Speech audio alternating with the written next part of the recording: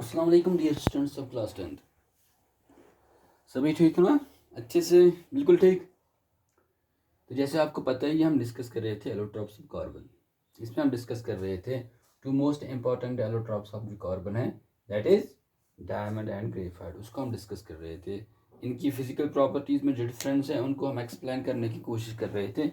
हमने कहा था जो डायमंड एंड ग्रेफाइट है उनकी जो फिजिकल प्रॉपर्टीज़, इनमें जो बहुत सारा डिफरेंस है वो हम एक्सप्लेन कर सकते हैं on the base of their structure. इससे पहले जो हमने क्लास लिया था उसमें हमने देखा था स्ट्रक्चर ऑफ डायमंड। डायमंड की का जो स्ट्रक्चर हमने देखा, वहाँ पे हमने देखा है डायमंड की स्ट्रक्चर की वजह से उसकी जो प्रॉपर्टी है उसको एक्सप्लेन किया जा सकता है। जैसे उसकी हार्डनेस है, उसका लस्टर है, उसका नॉन कंडक्टेंस ऑफ इलेक्ट्रिसिटी है, वो जो सारी प्रॉपर्टीज़ है उनको हम डिस्कस करते हैं या एक्सप्लेन करते हैं on the base of structure of the diamond. आज हम देखते हैं कि जो ग्रेफाइट है उसकी जो फिजिकल प्रॉपर्टीज़ है उनको हम कैसे डिफाइन कर सकते हैं, उनको हम कैसे एक्सप्लेन कर सकते हैं on the base of structure of graphite. देखो, जो स्ट्रक्चर ऑफ डायमंड और स्ट्रक्चर ऑफ ग्रेफाइट है इनमें भी बहुत सारा डिफरेंस है। जैसे हमने इससे पहले देखा है स्ट्रक्चर ऑफ डायमंड, वहाँ पे हमने देखा कि उस स्ट्रक्चर में जो हर कोई कार्बन आइटम, क्योंकि दोनों एलोट्रॉप्स कार्बन है इसलिए इसमें भी कार्बन है, उधर भी कार्बन है। वहाँ पे जो हर कार्बन है वो क्या था, वो हर every carbon was attached to other 4 carbon atoms in a tetrahedral fashion giving a three dimensional arrangement to the carbon crystal.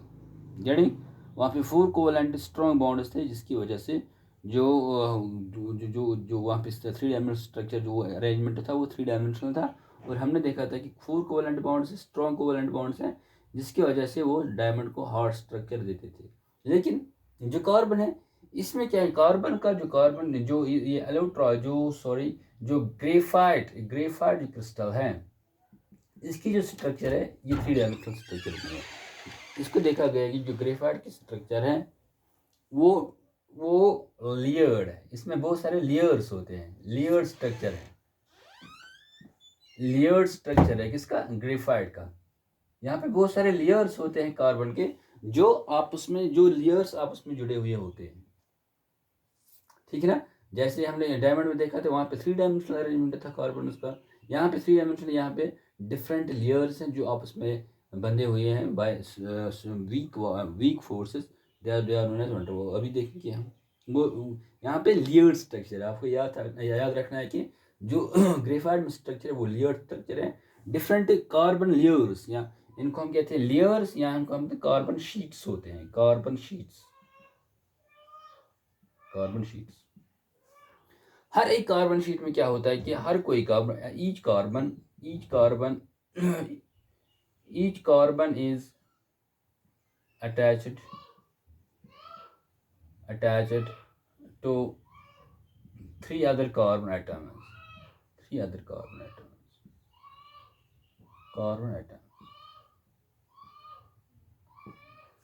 प्रथ कुन शीट्स में लीडर्स में कार्बन एटम बेन 3 कार्बन एटमन से बॉन्डेड या अटैच्ड, ठीक है।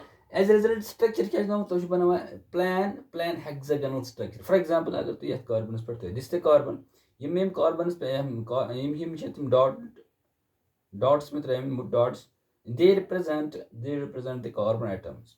अगर तु प्रथ कुन कार्बनस, फॉर एग्जांपल अगर तु यथ कार्बनस पे त्रो ना नजर, ये कार्बन एटम कार्बन एटम यह बेन 3 कार्बन से अटैच कर, दिस कार्बन एटम यह गोस अख, यह गोस 2 तो यह गोस 3 गेटिंग। अगर तु यथ कार्बन एटम्स पे त्रो यह योर 1 2 3 ठीक है ना। अगर तु यथ पे त्रो नजर 1 2 3, ठीक है। अगर तु यथ पे त्रो नजर 1 2, यपर ब्या कार्बन सह गोस 3 गेटिंग।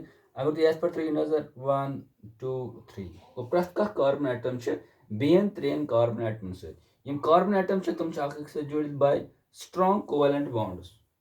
कार्बनस तो कार्बनस दरमियान यह बॉन्ड डॉट यह बोल्ड लाइन में त्रोम, this a bond between carbon and carbon, यह कार्बन एंड कार्बन, यह carbon and carbon bond covalent bond, यह स्ट्रॉन्ग कोवेलेंट बॉन्ड। गो प्रथ कुन एज ए रिजल्ट क्या वो कि यह दिवान लेयर्ड स्ट्रक्चर, प्रथ कुन लेयर्स में बसा chess hexagon mela, a regular planar hexagon. This hexagon goes to polygon, yes, good side as she said 1 2 3 4 5 6. ठीक है, hexagonal structure.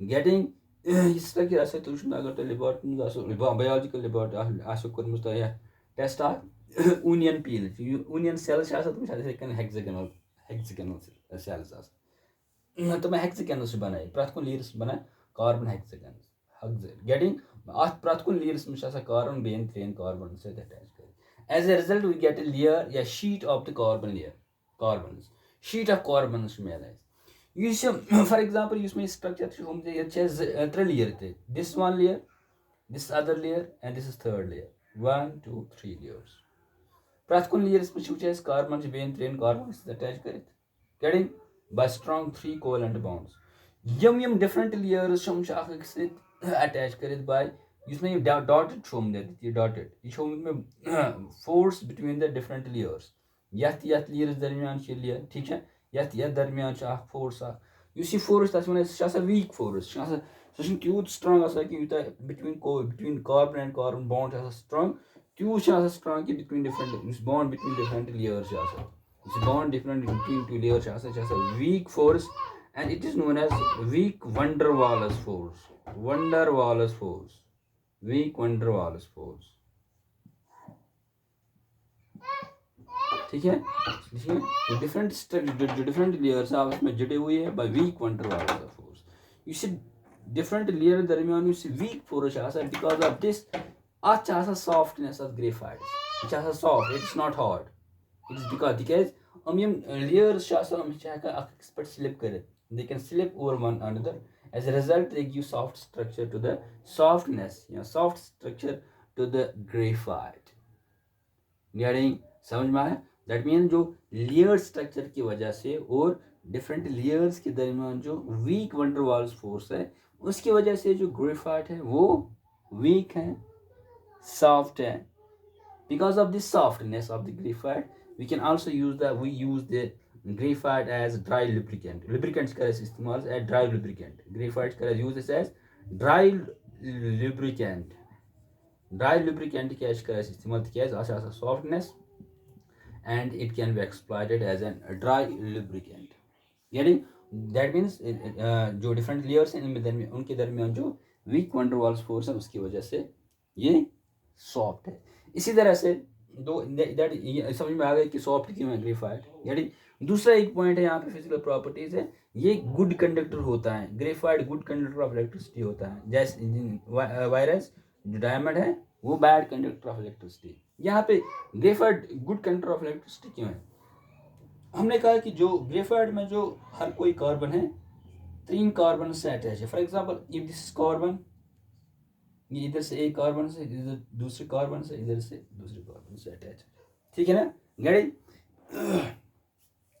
क्योंकि कार्बन के पास 4 वैलेंस इलेक्ट्रॉन्स हैं 1 2 3 ठीक है ना इधर से 3 और इधर से 1.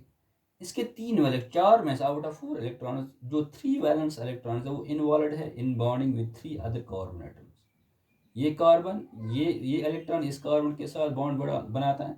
ये इलेक्ट्रॉन इस कार्बन के इलेक्ट्रॉन से बॉन्ड बनाता है और ये वाला कार्बन इस कार्बन के इलेक्ट्रॉन से बॉन्ड बनाता है. As a result each carbon forms 3 covalent bonds with other 3 carbon atoms. जो ये यहाँ पे लास्ट 4th वैलेंस इलेक्ट्रॉन है कार्बन का हर एक कार्बन का ये फ्री रहता है. It is free. This electron is free because of this free electron present in the carbon in the graphite ये कंडक्ट करता है इलेक्ट्रिसिटी. It conducts electricity. जैसे कि वायरस इन डायमंड क्या हम देखते हैं कि हर कोई कार्बन 4 कोवेलेंट बॉन्ड्स बनाता है वहाँ पे कोई फ्री इलेक्ट्रॉन नहीं रहता है इसलिए वो बैड कंडक्टर. लेकिन ग्रेफाइट में हम देखते हैं कि एक इलेक्ट्रॉन फ्री रहने की वजह से जो ग्रेफाइट है it conducts electricity. Getting go that means हम स्ट्रक्चर की बुनियाद पे जो ग्रेफाइट की डिफरेंट प्रॉपर्टीज है उनको एक्सप्लेन कर सकते हैं जैसे हमने एक्सप्लेन किया. आज के लिए इतना काफ़ी है. Thank you very much.